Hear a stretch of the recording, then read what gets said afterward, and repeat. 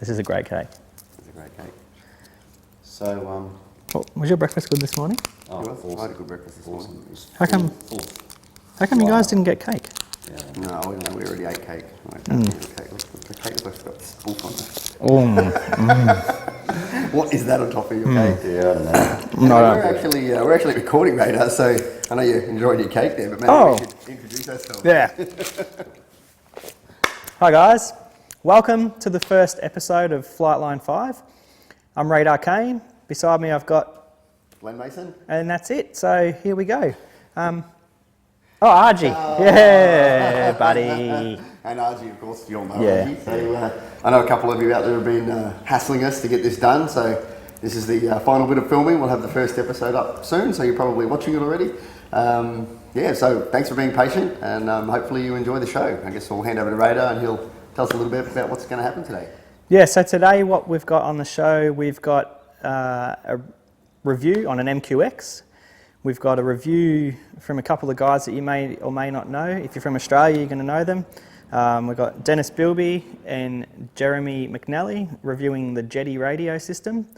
We've also got Show Us Your Move, which is a segment that we're going to be doing, and you'll see that down the track. We've also got our great and good friend Dr. Heli giving us some safety hints and tips. Anything else that I've missed? You're going to be reviewing Freestyle Flyers? Yeah, I'll give us a little bit of a rundown, like a brief rundown on our home field, Freestyle Flyers. Yep. So it's going to be a segment we're going to run regularly with clubs around the area, just to give people a bit of an idea where you can fly and what sort of feel of the club's like. So, yeah, cool. Yeah. And just some general discussion, I think, just to you know what's hot at the moment, anything topical, we'll chat about it. Cool. All right, so to start the show, take a look. Here's Dr. Heli.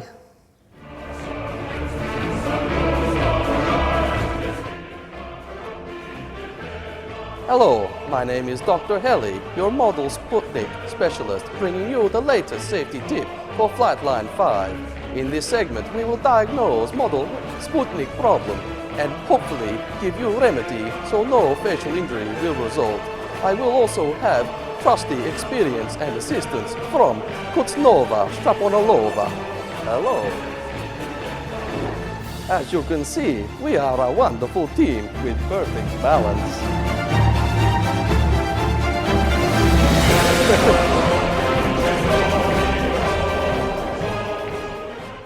All right, welcome back everyone. That was Dr. Heli and his well-balanced assistant. We'll be having another chat to Dr. Heli towards the end of the episode, but I guess for now we'll launch into it. So, Radar, I haven't been flying much lately, so what have you been up to?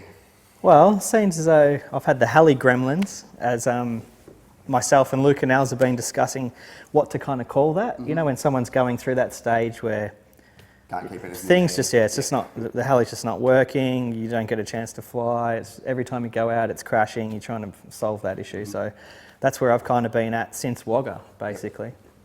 And since then, so Heli's been crashed. You've lent me your Goblin because you're maybe not a good idea, but not a good idea because you've been changing to mode 2 and I've got no Heli to fly at the moment. So that's basically what I've been doing. I went to the field last weekend, got a heap of flights in on your Goblin.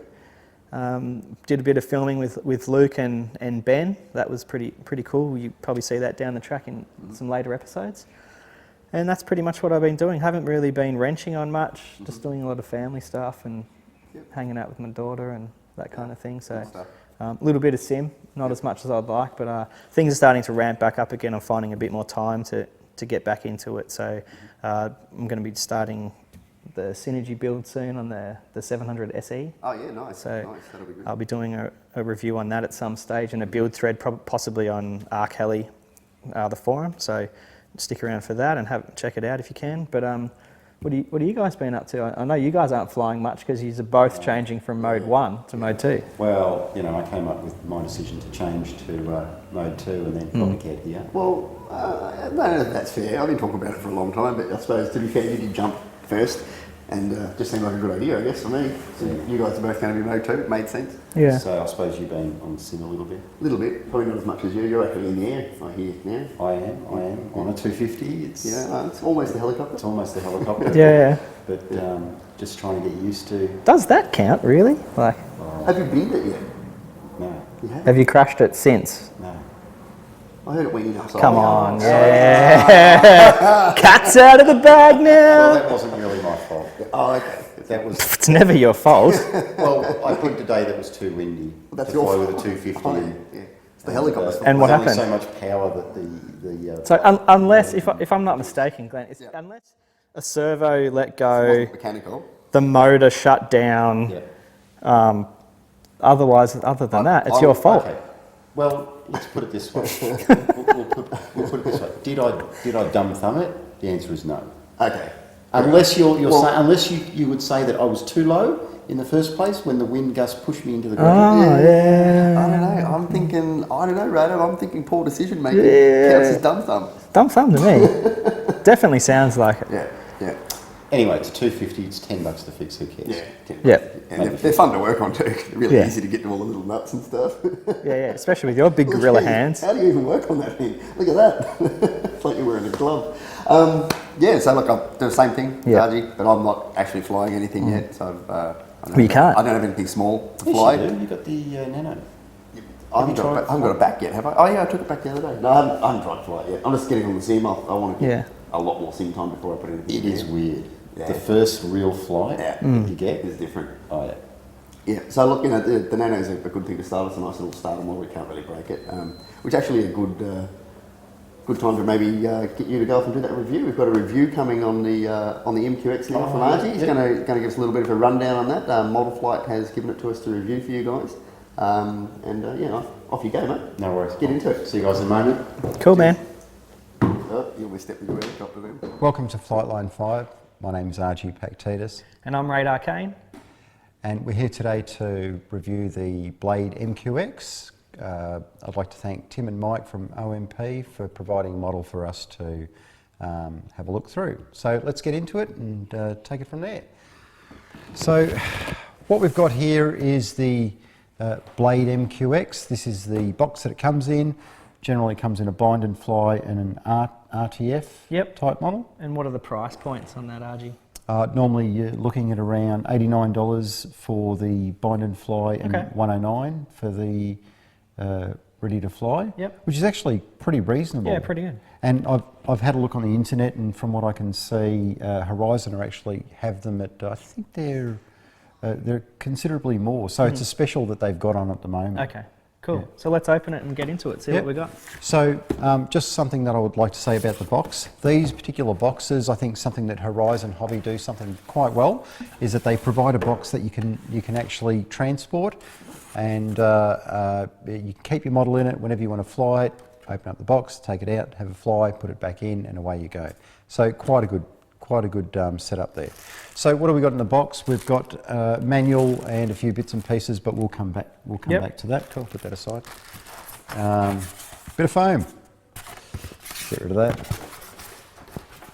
So pulling the unit out of the box. Let's have a look. So what we've got is a classic quadcopter type design, X-type configuration with 4 blades, quadcopter, that are fixed pitch. Yep. So, camera over here. sorry about that. So fixed pitch, as you can see, we've got 1, 2, 3, 4. Now, a quadcopter like this would fly a bit like a fixed pitch heli, as against to a collective pitch type heli. And what about stability? Because I've heard a few people say, you should start with a quadcopter because the stability is a bit better and a bit more solid in the air. Well, I absolutely agree with that. Yep. I mean, moving from, say, a coaxial type helicopter to moving up to something a little bit better, I would probably look at a quadcopter, and I would probably be looking at this sort of configuration, which is the X type configuration as against to the plus type configuration. Okay. And the X obviously offers a little bit more stability. Yep. As against 2. And obviously a plus would be we could move the canopy so that the craft could fly like this. Yeah, so the canopy itself is set up so that it's got the little holes and so forth. You just put it on there, you reset it, change the blades across. We can chuck it back on like that. What else have we got in there, Argy? Yep, so while you're doing that, let's have a look what else we've got. So a couple of things. 1S 500 milliamp battery, comes with one, there you go. So it comes with one battery. Obviously you can buy more batteries, no issue there. Yeah, what kind of flight time and what size is this battery here, Argy? So it's a 500 milliamp battery. Yep. I would say you'd probably get up to 10 minutes. Okay. Depends on what sort of flying that you're doing, but on average I would say 10 minutes on that sort of battery. And it's 1S, so quite cheap. Yeah, cheap and easy. Cheap and easy, and you know. So a good idea would be probably to buy, you know, for the sake of $13, I think they are around about, so you could buy a couple more of those and smash out a few flights. Yeah, absolutely, absolutely. Cool. I'd go Moving down that path. So what else have we got in the box? We've got a selector charger. These are quite common in the Horizon Hobby range. Yep. They come with the MCPX and a few different models as well, so it's very common. You might even have one of these if you're into the blades or the E-Fly type product. Yeah, cool. So if you had a couple of different models that had a couple of these chargers and you had a few batteries, you could have them all plugged in and be charging a couple at a time. Absolutely. Cool. And then obviously they provide power as well. Some of the models don't provide the power. This particular one does, which is a good thing because it's certainly a pain when you've got to use the charger and plug the batteries into it, and the batteries go flat, so it's no good. So anyway, that's the charger that comes with the unit. So that's basically it. Cool. So let's just go back to what comes in the plastic bag. So we have the manual. Manual's very good, worth reading, gives you a lot of information, which most of us actually don't read. There we go. So that's the manual. We've also got some spare props, so that you might want to change the configuration, or they're just, you know. If you okay, so the configuration would accord to the colours, obviously. Well, look, honestly, it's up to you how you set it up. It's whatever is comfortable for you. But yes, if you're setting up in a plus configuration, you'd probably put a white in the front and a white in the back and the blacks on the side, or do it the other way around. If you're doing the X, you'd probably go like that, which is how it's set up by default. Yeah. That makes sense. Okay. And from what Glenn said in speaking to him once was he's never really used these because it's quite robust, and when you crash it, there's not really much on here that does give way. So the props have kind of been obsolete to him at this point in time, I suppose. So. Yeah. Well, look, obviously we've seen a few people who've had these models before, and they are very robust. Yep. And you know, occasionally they do break, but for someone who's beginning flying, you'll probably find it very, very forgiving. Okay. Cool. Yeah. So anyway, that's pretty much it. There's nothing really else in the. It's a couple of stickers stickers. This is like a quick guide to setting up and getting it going. Smart bind information. Yep. And the screwdriver. So the screwdriver is something that is provided with the E-Flight type kits. Very good. I love these screwdrivers, but we'll leave it at that.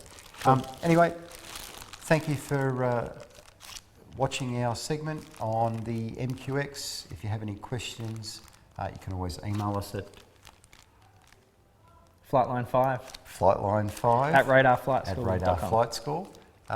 Or you can watch the extended video at our website. Cool. Thanks, guys.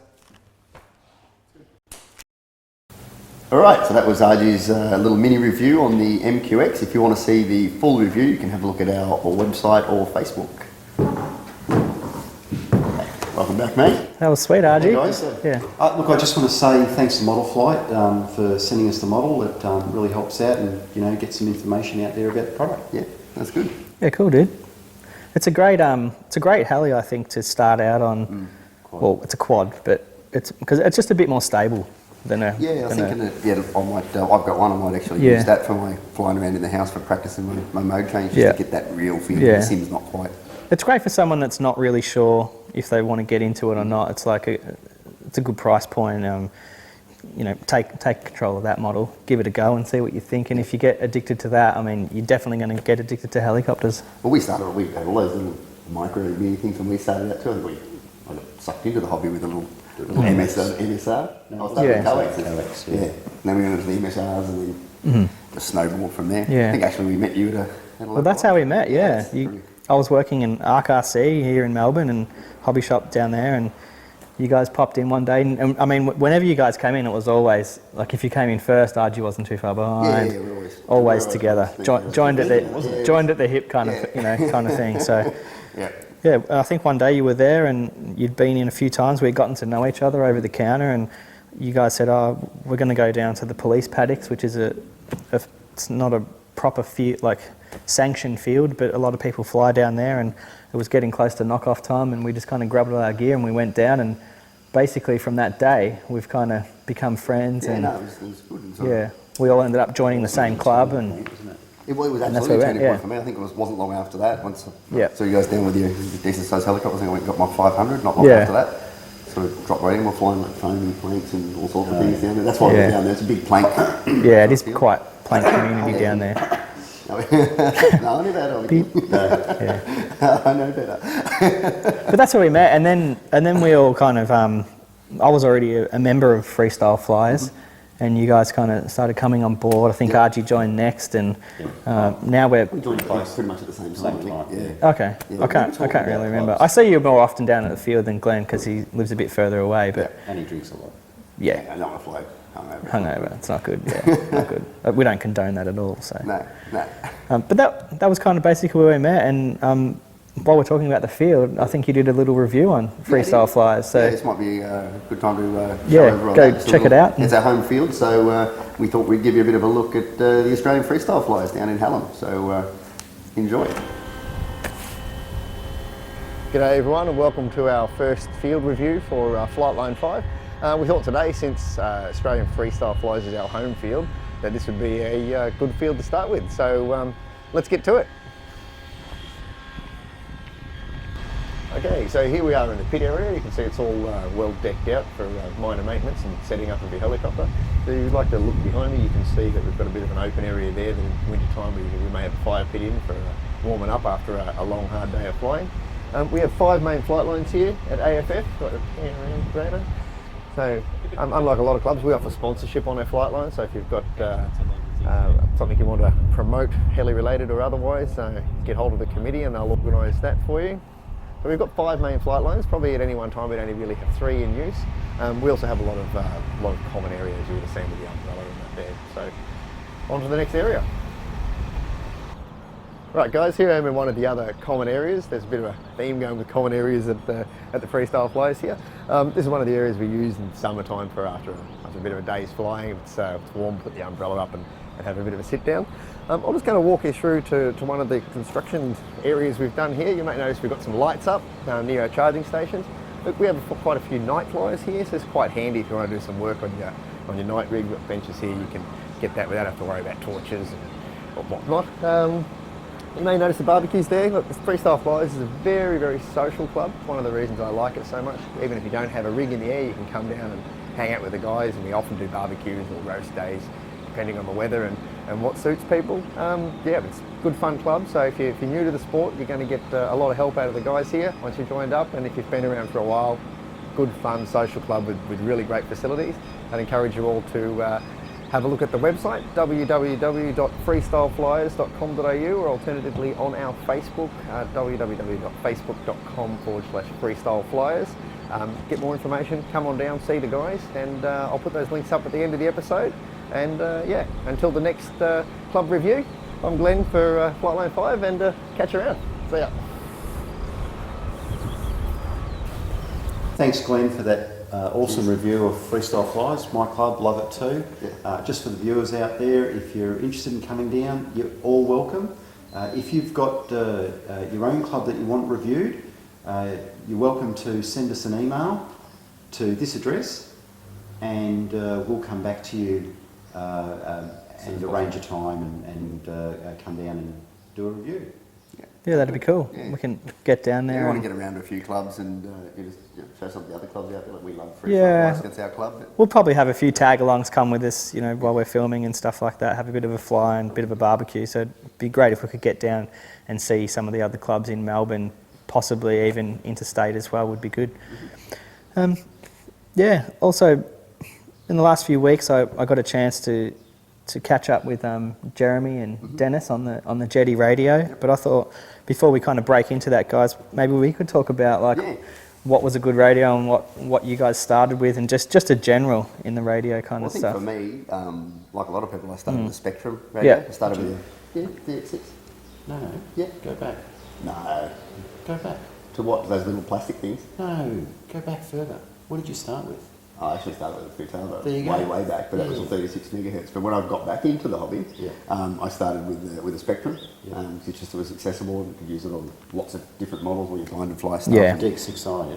DX6i, yeah. I quickly was upgraded to the DX8, which is what we've got here, which I think I'm still flying with now. Yeah, and we got a Taking- 8FG here for Taba Of course we got.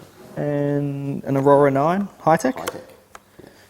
Both great radios. Yep. All three of these radios are actually around the same price Same bracket. price point, similar features.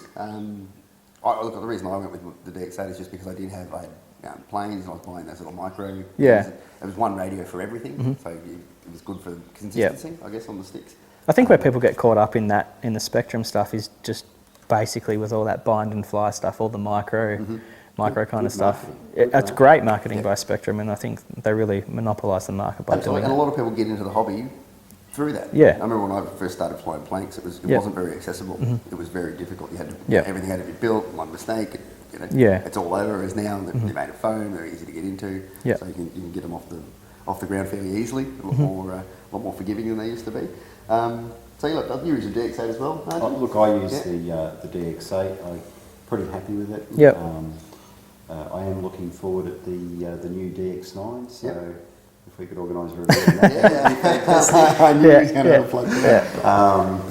But what I have found with the DX8 is that it served me well. The funny thing is the DX6i I thought was Yep. a good radio until I got my hands on a DX8. Yeah. And then Passy. I thought that's a pretty good radio.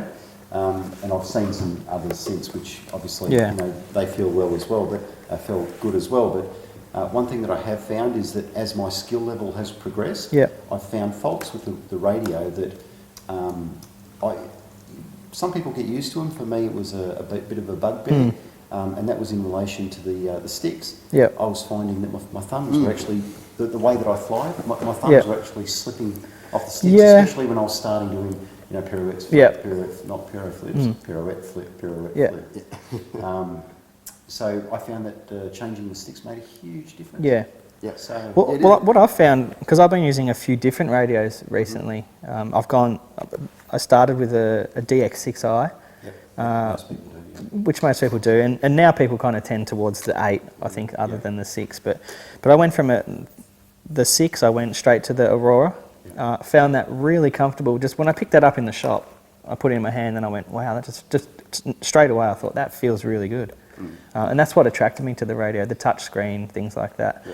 But as I've gone back to a DX8, now that I'm flying Glen's Goblin, I find that just naturally where it sits in my hand, I find this section of the radio here is a bit thick. Yeah. So how far around your hand sit back on the back there determines how far I can actually push these sticks into the corner, and I find that it's a bit thick for my hands. And that's interesting because we all look at our hands, we've got different sizes. Yeah. So just because a radio is good for one person, Yeah. it doesn't mean Well, it's good for you. we were having a play with this before, Argy, and that was you were making the point about the spacing between the switches here. Which is a common... For me, it's okay. Yeah. But I guess. A lot of bashing goes on about that, Yeah, Yeah, but see, look, this I is don't think it'll ever be an issue for me because these switches, that's Yeah. on toggle anyway, and really how often are you engaging these anyway? Yeah. So you're not really going to. I think it's for more the people that fly and rest their fingers in there. Look, when I fly, I'm a pincher, Yeah. so I sit Yeah. specifically like that. So my fingers have to fit there, otherwise Yeah. I don't feel comfortable. I think that's why a thicker radio suits you too, because you can hold it like that. can It's hold the it way, like and it's the that. way I fly Yeah. too. Yeah. noise. Whereas if you're a thumber, you've got Yeah. your hands tucked underneath. Yep. Yeah, and the thing with this is too that even though the sticks are wound right down on my 8, I still can't get them far enough down. Yep. For- Well, for where- that's the thing. We changed the sticks. Yeah, We for where changed it the feels TK comfortable sticks. for me. And it felt like a completely different radio. Yeah, it So we does, changed yeah. the sticks. It was much better. Yes, I think for people out there, you need to, when you're looking for a new radio, pick them up, hold them. If you're in a shop that has a simulator, definitely jump on that and have a go see what and you think. feel the radio out, because any new radio you try is always going to feel uncomfortable and weird. So What I did really like was that Jeti. the Jeti's That sick. was really good. I seen that thing on the net and I was like, I've got to get one of I'm those. very keen on that. Yeah. You having a good play with it yet, have you? I've seen it In the flesh? in the flesh. I have never touched it. Oh, dude. Oh, it's so nice. Yeah. Yeah. Anyway, maybe we should flick over and then give you guys a look at the Jeti with Dennis and Astro, Jeremy, yep. Yep. And so without further ado, here's our mini review on the Jeti radio. Hi guys, and welcome to our radio review on the Jeti radio system. Today I've got with me Jeremy McNally, Dennis Beilby, and they're going to take us through the Jeti. It seems though they've just recently got one and Jeremy's had his for a little bit of time. So I'll start with you, Dennis. We've got the Jeti here, so what did you find that attracted you to the radio itself in the first place? Yeah, I think having seen a little bit on the internet about the radio and looking at some of the videos they've done on the construction, really solid, great design, looks a little bit different, fits well in the hand. Yep. There's a lot of features that are good with it. And I suppose what we can talk about first is the initial appearance of the radio. It's very flat. It's completely different to any other solar radio. It doesn't have the screen down the bottom anymore. We've got a screen at the top, which makes more sense if you're trying to look at it while you're flying. Yeah, exactly. What else is there? When I first seen it, I thought, because it being square and flat how it is, it's going to be very uncomfortable to hold. It looked more like a tray radio, and they do make a tray version, but this is the I think the way that they've put the contours in the back and that, it actually fits really well into the hand. I thought the same thing. I thought it was really square. Yeah. But holding it and actually getting it in your hands, it is really nice. It's a very comfortable solar radio. It's actually way more comfortable than it looks in its appearance. Absolutely, yeah. And that's due to its mouldings and stuff around the back. I wouldn't say I walk around the house holding onto it, Are you sure? but it is pretty damn comfortable, absolutely. So next, I suppose we can talk about the technology and the gimbals, because they're using some different technology here. Yeah, they're using Hall effect sensors rather than using pots to pick up the stick movement. So it just means that it gives a much smoother feel, will last a lot longer, and is much more accurate in actually picking up the positions. Right, exactly. So no, I think it's a way of the future. Actually, you see a lot more Hall sensors coming in. Yeah, well, as they're starting to use it now in servo technology as well. Yeah, That's it. Yeah, no Exactly mechanical wear. Big improvement. Okay, and moving on from the gimbals, we'll go into the switching compatibility, so we can move switches and do all that kind of stuff. Yep. Unscrew them, unplug them, move them around. Yep. Tell the system you've done it. Okay. Yep. So you can lay the switches out in any position you want, or you can take them out completely. And remove them and replace them with something else. Or Yeah, they actually sell some small plugs to fill holes. Okay, and so while we've got the back of this one open, we can see where the lipo battery is. So what kind of power time are we getting on the battery? It's about 10 hours run time, isn't it? Yeah. Yep. So it's a long time between charges. Well, that's really good, I suppose, because they've got the telemetry technology built into it, where you can record your telemetry to the radio and save it. Yep. Unlike some of the other radios, where most radios have got telemetry in there, but you can't actually save it to anything. So whereas this logs the whole flight, and which you makes can more play back sense. the flight. So you can see every individual part of the flight. Yeah, and using the built-in screen, you can zoom in, zoom out, and actually look at the telemetry, or you can take it across to your computer through the USB. Okay. And where are the radios manufactured? So The Czech Republic. Yeah. Yeah. Okay. Cool. Anything else you can kind of cover on the radio that you think would be? It has a great voice synthesizer as well, so it plays back voice files that are in the SD card that you can update. Auto rotation. Just to give you an example. Cool. You've got Normal. 5 minutes. Idle 1. Idle 2. Yeah. And that's quite loud too. So like when you get your heli in the air and it's quite loud at the field, that's going to be something that's going to come through. You're Definitely. not going to miss it. They have an earpiece as well if you want to use it, so it's actually got an output. Yeah, cool. And as well as having an SD card in here to back up your telemetry and that kind of thing, we've also got a USB port at the top here that can be downloaded to the computer. Yep, so you interface with that, you can do transfer of files and updated voice files, and you can charge the unit as well, which is my favourite feature. Just so you can charge through the USB. Walk away, absolutely. Really as most things USB these days can be done Absolutely. that way. So it makes Exactly sense. right. They're kind of moving with the times, and it's And that's good for Australia. The units ship out of the US with a US plug, not an Australian one, so you can't use the one that comes with it without an adapter. So cool. that's So perfect. we'll end it there. The price of the radio is $14.99 US. So that was the Jeti radio with Dennis Beilby and Jeremy McNally. Thanks, Rada. Thanks. Thanks, Bye. guys.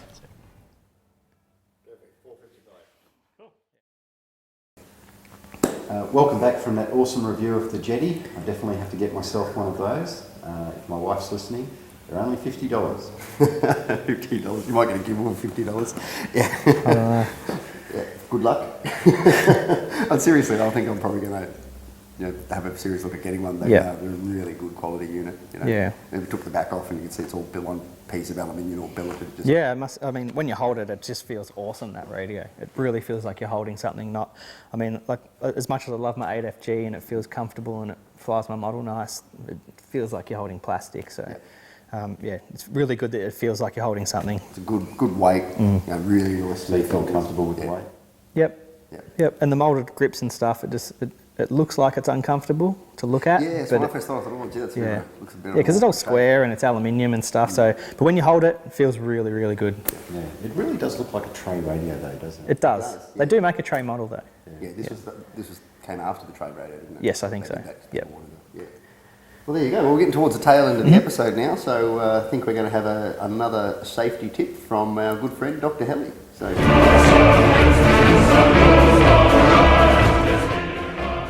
Hello, my name is Dr. Heli for Flightline 5, bringing you the latest model helicopter safety tip to ensure that body injury does not resolve. Today, we talk about cross-functional polarity of battery and the dangers of cross-functional polarity in battery.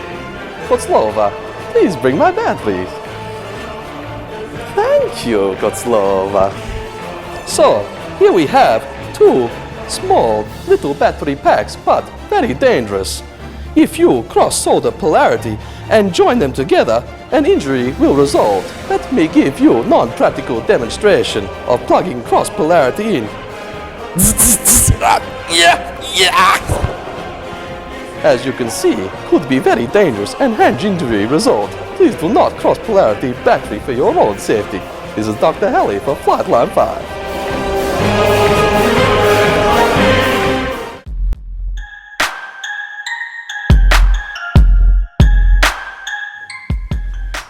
Hi guys, today I have the Revolectric Cell Pro Multi 4. This charger is amazing because it's so easy to use and charges your batteries perfectly every time. Most other chargers require you to program the charge rate and battery voltage before you can start charging. This charger is fully automated. All you do is press and hold the button on the side and the charger works out the rest. Unlike other retailers, when you buy from RC, the charger comes with everything you need. Check out the link below for more details. Alright, that was good. Thanks for that, Dr. Heli. That was awesome. That was awesome. So he'll be a regular on the show, so make sure you stick around till the end of each episode to see Dr. Heli. But on a more serious note, I think we've all done stupid things with LiPo batteries. I've done a few. You know, I've done one, I think.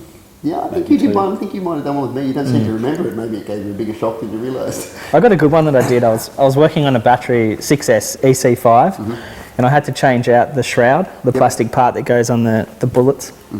So I had it in the vise, and I punched it out with a driver and a hammer, not realising that the one I had punched out was sitting in the metal vise. So when I punched out the second one, it was like sparks. The driver got welded to the plug, and because it was all connected and in the vise, it was just going. So there was nothing I could do. So I'm trying to wind the vise out and just like flick the battery, because all I was thinking of, this battery's going up. It's in the shop. We've had batteries go up before. It's such a big thing that happens.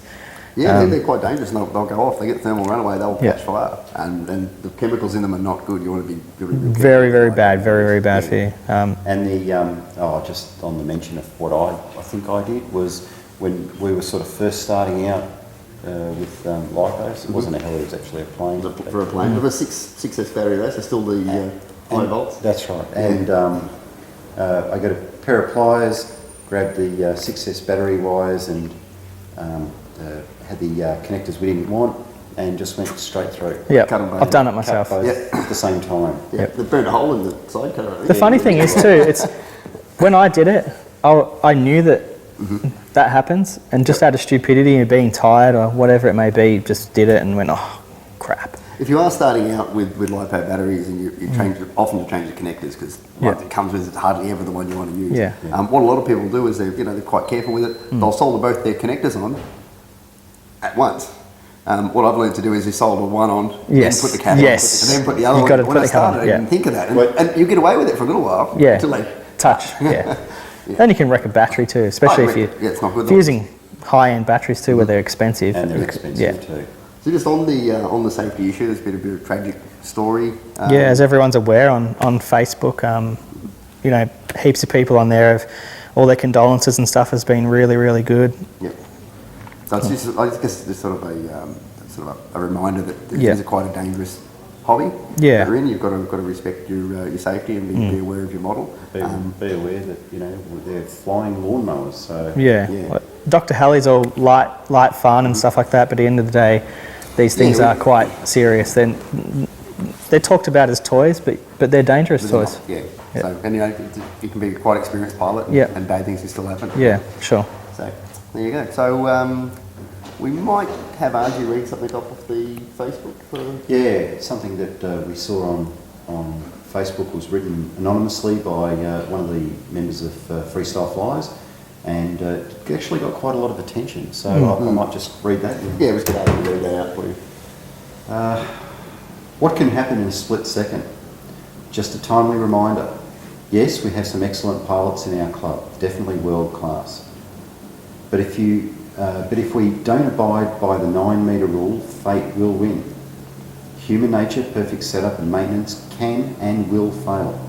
With human reaction time around 0.6 of a second, input and recovery time may be another second, so there's not much time left. Yes, it looks cool doing a funnel, blowing your hair as you pass, but as you're always aware, just last week, a life was lost. I know most of you already have this tragic accident on your mind, like us. So for now and in the future, don't be complacent and kid yourself that it won't happen to you. Remember, we don't live in a perfect world, and as humans, we are bound to make mistakes. You are unique and one-off. There will never be another you. So that was really good, really well written. Yep. Yeah, like I said, there's an anonymous post on the Freestyle Flyers Facebook. I think it just sort of sums up probably better than we could in this segment. You really have to be careful, and I think you take your life in your own hands if you don't stick to the rules. So getting back to a lighter note, guys, one of the other segments that we're going to be doing in the show and in the future is a segment called Show Us Your Move. So what that is just a basic manoeuvre, whether it probably build up in time, I suppose, and get a bit more difficult. At this point, myself is doing the manoeuvre. Down the track, we might have a pro pilot. If we do an interview or something with them, they'll be doing. Pilots. They'll be doing. That's right. Yeah. They'll be showing us their move. So we'll cut to the field now. I'll show you the move that I did, and we'll see you soon. Hi guys, here we are at Freestyle Flyers, about to do the Show Us Your Move for Flightline 5. This is the first one we're going to do today, so not sure what we're going to do. Maybe we'll start off easy and just go into some kind of stall turn, maybe show some variations or something like that. This is also Glen's Goblin, so we'll try and put it in as hard as we can.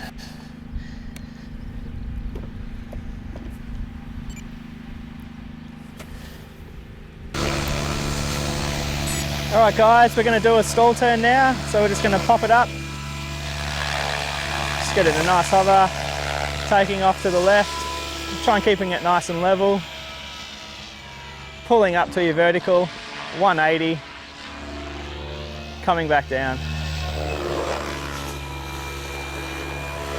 And so we can do a lot of variations of the stall turn.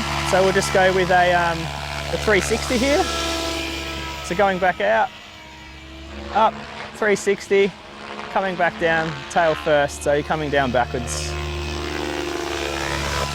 You've seen the 180, the 360. This one's a bit of a stutter. That's what I call it anyway. Bit of a hesitation in the pirouette.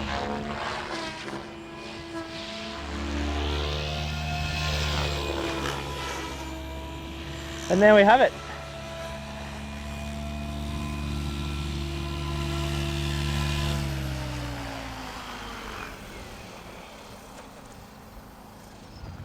Thank you.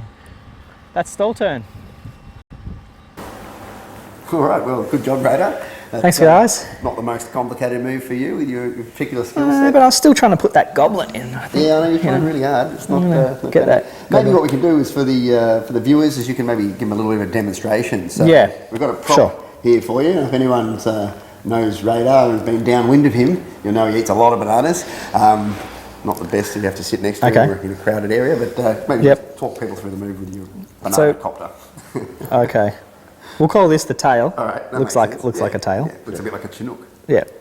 So it's not really a great looking helicopter, but okay. So started off, pulled up into a hover. Which way are we going to go? We'll go out to the right here. So you want to side in, obviously. Yep. Fly it out, nice and level, nice and straight. Just pull back into a nice stall turn with a bit of elevator. Yep. Keep it nice and vertical. What are you doing with the collective here? Collective. At this point, you want to try and get it close to zero as possible. Yep. You want the position to be if you've got pitch on there, you're going to be coming backwards and forwards. So you want to try and play with that and keep it nice and level. Then you're popping in the 180 on the tail, continuing back down the path you entered it in and coming back to the starting position. Beautiful. That's basically a stall turn with a banana. Yeah, stall turn with a banana. So there you go. So what do you think about that segment, Argy? It's good? Oh, I think it's a good segment, especially for people who are just starting out. Yep. They've got to understand, the biggest thing is actually understanding how to do the move. And these are brief explanations. It's not in full detail like a smack talk episode or something like that, just to get that point across to people. They're going to be fairly basic. And fairly basic, unless we get a guest pilot in that might want to do something a bit more tricky. I guess for their purposes, it's going to be a bit more showing off. Yeah, it's more of a signature move. So what move it is that they like to do. Yeah, good. Well, that's pretty much it for this episode. That's it. We are going to be giving the MQX away. There's going to be a segment in upcoming episodes called Ask Argy. If you want to send emails to this address here, we will decide from the first lot of questions who will get given the MQX. Yeah, so just write in, give us a question on something that you're having trouble with your helicopter or setting up. Preferably heli related. Yeah, a manoeuvre or something like that you're having trouble with at the field. Any kind of heli related questions or anything like that you think you can't answer and you'd like Argy to answer them. In episode 2, we'll be reading out the winner and we'll give away the MQX to that person. Beautiful. All right, so thanks for watching, everyone. I'm Glenn, Flightline 5. I'm Radar. Can I speak? Yes. I'm Argy. Yeah. All right, thanks, everyone. Thanks, guys. All right, cool.